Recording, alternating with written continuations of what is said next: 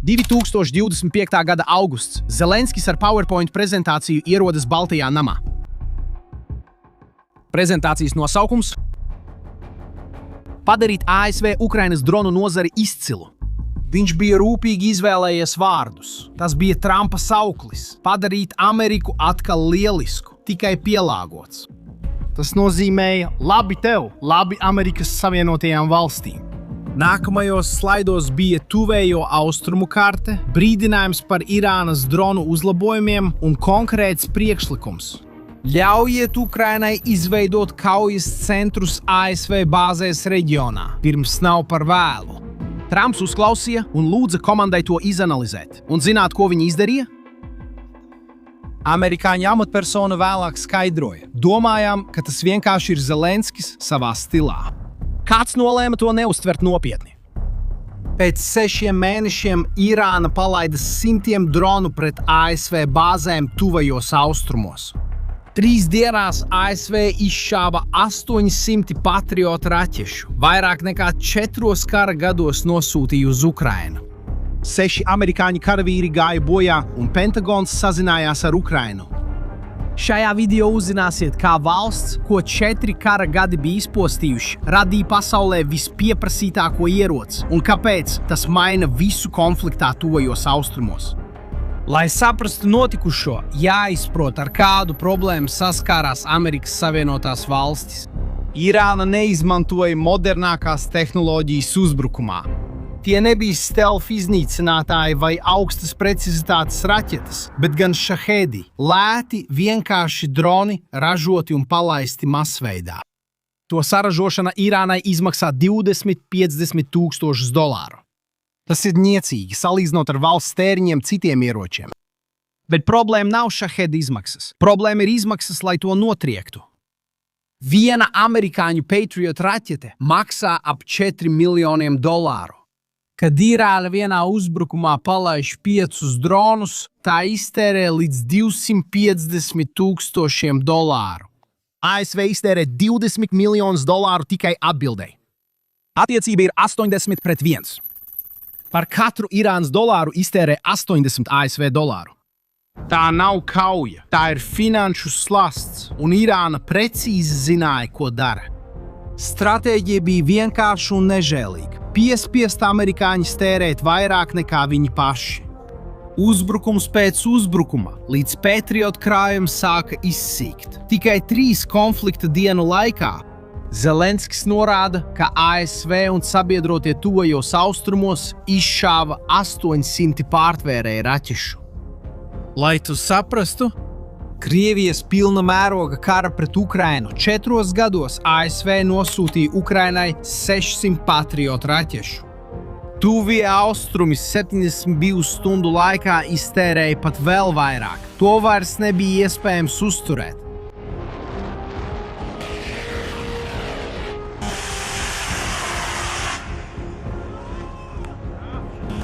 Un tieši tajā brīdī Pentagons atcerējās par to prezentāciju, kuru bija ignorējis apmēram 6 mēnešus iepriekš.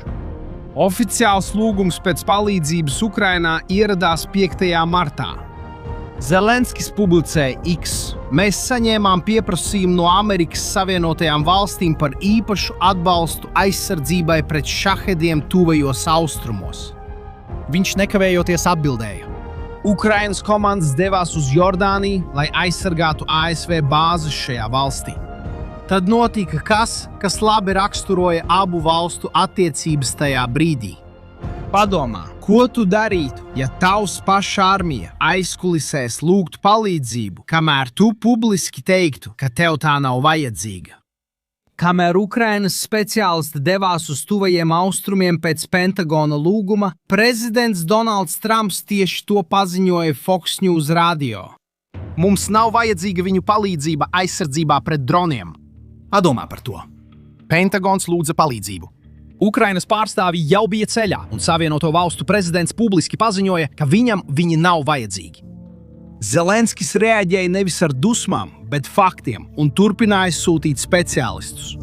Bet galu galā, kas Ukrainai bija tāds, ko visa pasaule vēl nezināja? Kā valsts, kas 4 gadus bija kara izpostīta, pēkšņi kļuva par pasaules vadošo militāro etalonu aizsardzībā pret droniem? Atbildei ir nosaukums, un tā maksā $2000. Es runāju par Stingu. Reuters aprakstīja dronu kā lavu lampu ar spārniem, kas lido ar biedējošu čīkstoņu. Tā ir precīzi apraksts.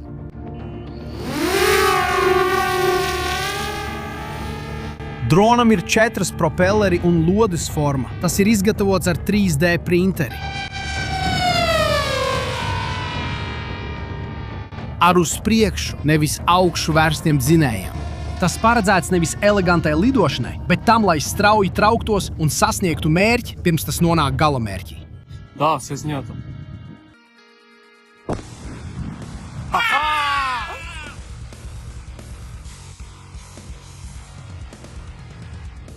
Stings sasniedz 280 km/h. Tā darbības rādijus ir līdz 37 km atkarībā no varianta, un tas darbojas virs 3 km augstuma. Aprīkots ar termokameru, kas nosaka šaheda dzinēja siltumu arī naktī, miglā vai sliktā redzamībā. Mērķi atrodot, tas izmanto mākslīgo intelektu, lai patstāvīgi fiksētos uz to lidojuma beigās. Operators var iznīcināt to ar tiešu triecienu vai arī aktivizēt sprādzienu precīzā brīdī. Sprāgstvielas lādiņš sver 500 gramus, pietiekami maz zemām izmaksām, bet pietiekami liels, lai iznīcinātu šahedu. Cik tavuprāt maksā notriekt šādu dronu ar Ukrainas izstrādāto risinājumu? Uzzinot to, biju pārsteigts. Ražošanas izmaksas ir aptuveni no $1000 līdz $2500. Šo dronu nevada militārajā akadēmijā apmācīts speciālists. Pilots ar pieredzi FPV dronos iemācās lietot Sting 3 vai 4 dienu laikā. Ukrainā pēc 4 dronu kara gadiem šādi piloti ir visur. Viens no viņiem sauc Paskudņiks, tas ir viņa karavārds. Ukrainiski tas nozīmē nepatīkams cilvēks. Pirms kara viņš bija galdnieks.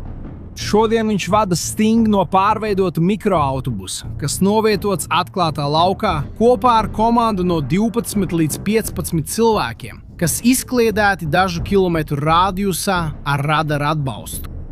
Kad Reuters jautāja, kā ir vadīt dronu īstā kaujā, Paskudņiks sniedza vienīgo atbildi, kas šķita loģiska. To vārdos neaprakstām, tas jāizjūt.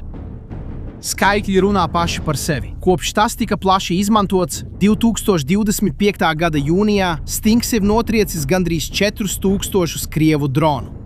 Tā paša gada decembrī tas kļuva par pirmo pārtvērēju pasaulē, kas iznīcināja reaktīvo dzinēju aprīkoto krievu šahedu versiju Geran 3. Un tas lido pārāk ātru lielākajai daļai parasto aizsardzības sistēmu. 2026. gada janvārī Ukrainas pārtvērēji bija atbildīgi par 70% visu šahedu, kas tika notriekti virs Kīvas, Ukrainas galvaspilsētas. Tās nebija raķetes vai zenīta lielgabali, bet gan $2000 vērti droni. Šeit matemātika visu maina. Irāna savu stratēģiju balstīja uz ļoti vienkāršu aprēķinu. Lēti droni piespiež dārgas atbildes. Ar Patriot sistēmām loģika darbojās perfekti, bet ar Sting viss mainās. 5 šahedu dronu grupa Irānai izmaksā apmēram $250,000. Izmantojot Patriot, ASV atbildē iztērēja $20 miljonus. Izmantojot Sting, viņi iztērē no $5 līdz $10,000. Tagad amerikāņiem ir finansiāls priekšrocības, bet Irāna izšķērdē naudu ar katru uzbrukumu. Slāsts, ko Irāna bija uzstādījusi, tagad aizcirtās pret pašu Irānu. Šo risinājumu neatklāja valsts ar lielāko militāro budžetu pasaulē. Tā bija valsts, kurai nebija naudas, nebija pietiekami daudz raķešu, nebija garantēta atbalsta, un tai nācās atrisināt problēmu pašai. Zeļenskis uz tuvajiem austrumiem aizveda ne tikai lētu dronu. 26. gada 17. martā viņš uzrunāja Lielbritānijas parlamentu Londonā, parlamentāriešu, NATO līderu un startautiskās preses klātbūtnē. Viņš nebija atnācis lūgt atbalstu, bet gan parādīt, ko Ukraina bija uzbūvējusi. To viņš teica parlamentam. Šobrīd tuvējos austrumos un Persijas līča reģionā atrodas 201 ukrainis, un vēl 34 ir gatavi doties.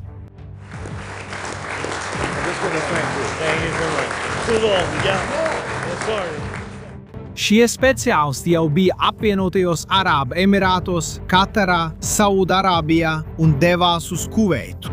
Viņi tur nedevās, lai pārdotu produktu kastē. Viņi devās tur, lai mācītu cīņas veidu, kas tika izstrādāts 4 gadu laikā kaujas laukā. Uzbrukums pēc uzbrukuma, drons pēc drona. Tagad iedomājieties militāro komandieri, kurš sēž operāciju telpā, turot parastu iPad.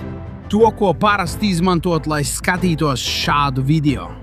Viņš ekrānā reāli laikā redz visus dronu uzbrukumus, video apstiprinātas notriekšanas un draudu avotus. Viņš ar vienu pieskārienu pārvieto visas aizsardzības sistēmas pareizajā pozīcijā. Pirms nākamais šahets ir redzams uz radara. Tā nav zinātniskā fantastika. Tas ir tā pati sistēma, ko Zeļenskis atklāja tajā runā un ko viņš, viņa premjerministrs, aizsardzības ministrs un lauka komandieri jau izmanto ikdienā karā. Ukraina eksportē ne tikai ieroci, bet pilnu komplektu, dronu, apmācību un šo reāla laika informācijas sistēmu, kas jebkuru militāro bāzi pārvērš par viedu aizsardzības tīklu. Saskaņā ar Wall Street Journal ziņojumiem, Saudi Aramco, pasaulē lielākais naftas uzņēmums, ir uzsācis sarunas par Ukrainas dronu iegādi, lai aizsargātu savus naftas laukus. 11 valstis ir oficiāli lūgušas palīdzību. Apvienotā karaliste ir noslēgusi partnerību ar Ukrainu. Ukrainas pārstāvi nodrošina zināšanas, briti rūpnīcas. Viņi kopā ražo un izplata šīs sistēmas pasaulē. Savā Londonas runā Zelenskis visu rezumēja ar vienu frāzi. Ja šahedi ir jāaptur Emirātos, mēs to varam izdarīt. Ja tas ir jāaptur Eiropā vai apvienotajā karalistē, mēs to varam izdarīt. Tagad padomājiet mazliet par šīs ietekmi. Cik daudz uzbrukumu būtu varējuši tikt novērsti? Satraucoši par to domāt, bet redzot notiekošo, atceros Marka Tvena teicienu: vēsture neatkārtojas, bet rīmējas. Redziet, kara vēsture ir pilna ar brīžiem, kad lētākais ierocis uzvarēja dārgāko. Lingas pret zobenu, musketes pret bruņām, $2000 drons pret $4 miljonu raķeti. Vienmēr parādās viena un tā pati likumsakarība, un tas, kurš to apgūst pirmais, vienmēr iegūst priekšrocības. 2025. gada augustā Zeļenskis ar PowerPoint prezentāciju ieradās Baltajā namā un tika nodēvēts par Zeļenskis ir Zeļenskis, bet aizgāja tukšām rokām. 2026. gada martā Lielbritānijas parlamentā viņš izteica ko ļoti dziļu. Krievijas un Irānas režīmi ir brāļi naidā, un tāpēc arī ieroču brāļi. Un mēs vēlamies, lai režīmi, kas balstīti uz naidu, nekad neuzvarētu nevienā jomā. Padomājiet, mēs runājam par valsti, kas joprojām atrodas karā un nekad nav saņēmusi pietiekami daudz patriotu raķešu sistēmu, kas tika ignorēts Baltajā namā. Izveidojis savu risinājumu bez alternatīvas un padarīja to par vienu no pieprasītākajām militārajām tehnoloģijām pasaulē. Kā redzat, Ukraina rīkojās negaidot cieņu. Viņa rīkojās, un viss pasaule mācās no tā. Vēlos uzzināt jūsu viedokli. Vai jūs domājat, ka ja ASV būtu pieņēmušas Zeļenska priekšlikumu 2025. gada augustā, tuvējo austrumu konflikts būtu attīstījies citādi? Atstājiet savu viedokli komentāros. Ja šis saturs lika tev aizdomāties, padalies ar kādu, kurš seko šādām tēmām. Un ja neesi abonējis kanālu, šis ir īstais brīdis. Konflikts mainās ātrāk nekā mēdīji spēj izsekot. Ja gribi saprast, kas notiek, zini, kur meklēt. Līdz nākamajai reizei.